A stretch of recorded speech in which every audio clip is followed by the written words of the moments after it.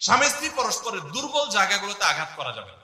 যে জিনিসটা কথা বললে তিনি মনে কষ্ট পান ওইটা তাকে বলা যাবে না, ওইগুলো থেকে এড়িয়ে চলতে হবে। যে এই বিষয়ে তিনি কথা বলতে চান না, স্বামী তার মায়ের বিষয়ে যদি বলে রাগ হয়ে যায় তাহলে এই বিষয়ে আমি কোনো কথা বলবো না। ভুল থাকলেও সেগুলো দেখেও না দেখার ভান করব, সবর করব। স্বামী স্ত্রী একে অন্যকে সময় দিবেন। সময় যদি দেন, এখন মহিলারাও সময় দেয় না, পুরুষরাও সময় দেয় না, এই জন্যই ভুল বোঝাবুঝি তৈরি হয়, দূরত্ব তৈরি হয়। এখন ভালোবাসা আদান প্রদান করার জন্য SMS, হোয়াটসঅ্যাপ, মেসেঞ্জার, বিভিন্ন রকমের যোগাযোগের মাধ্যম আছে, ফোন আছে, ভিডিও কল আছে। এত মাধ্যম থাকা সত্ত্বেও ভালোবাসা কম। এর অন্যতম কারণ হলো যে সবকিছু এখন অনলাইন করে ফেলছি আমরা, একান্তে একে অন্যকে আমরা সময় দেই না।